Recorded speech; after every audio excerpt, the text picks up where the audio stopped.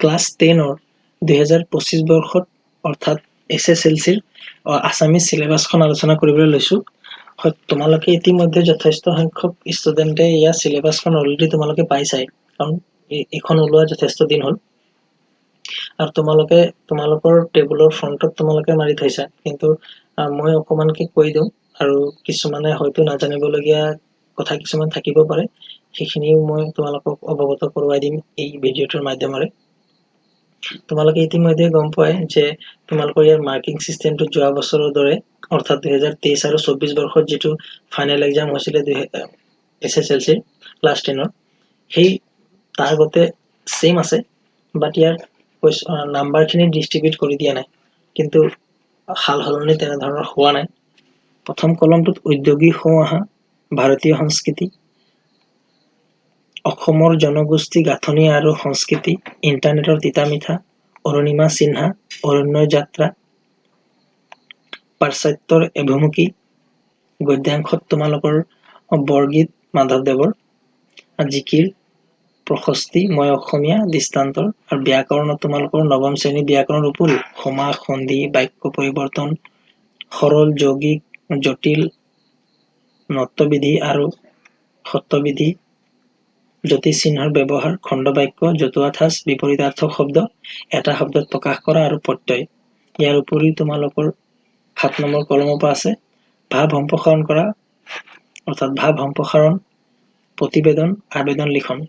অগ্লিকত তোমালোকৰ ইয়াৰ ভিতৰত যিকোনো এটা লিখিলেই হ'ল, 4 মাৰ্কৰ আহে।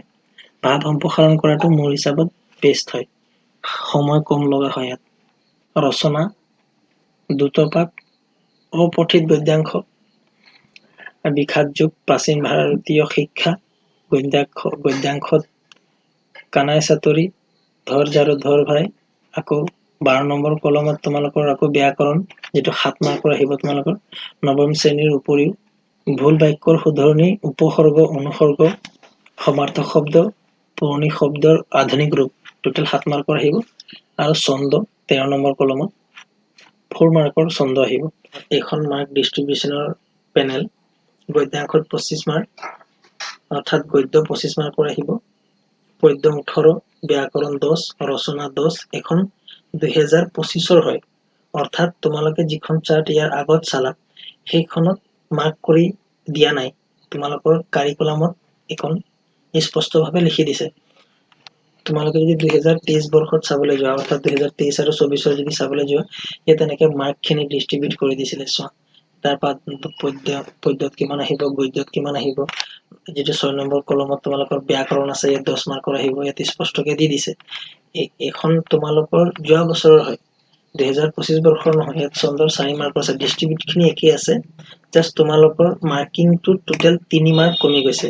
অৰ্থাৎ 2023 আৰু 24 বৰ্ষত যিটো SSLC এক্সাম হৈছিলে, তাত ৰচনা ব্যাকৰণৰ পাৰ্টটোত ৰচনাটোক যদি ইনক্লুড কৰা হয়, তেন্তে 31 মাৰ্কৰ আহিছিলে লিখিতভাৱে, যিটো মাৰ্কিং পেনেল বনাইছে।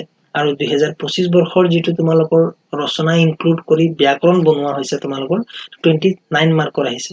ৰচনা 8 মাৰ্কৰ আহিব, আবেদন লিখন 8 মাৰ্কৰ আহিব,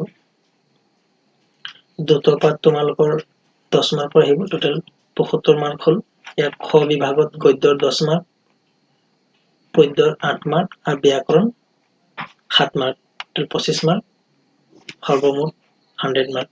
মই ক'বলগীয়া কথাটো হ'ল যে তোমালোকক যিটো 6 নম্বৰ কলম আৰু 12 নম্বৰ কলম আছে, প্ৰথম অৱস্থাত মই 6 নম্বৰ কলমৰ ইয়াত টোটেল 10 মাৰ্কৰ তোমালোকৰ ব্যাকৰণত এইখিনি ব্যাকৰণ আহিব, ধৰা জতুৱা ঠাঁচ, বিপৰীত শব্দ, প্ৰত্যয়, এটা শব্দত প্ৰকাশ কৰা, সমাস, সন্ধি, বাক্য, এইখিনি মই তোমালোকক কৰোৱাই দিম। চিৰিজ এটা আৰম্ভ কৰা হৈছে, 2025 আছামিজ গ্ৰামাৰ চিৰিজ বুলি 29, তেনেকে মাৰিলে ইউটিউবত তোমালোকে পাবা।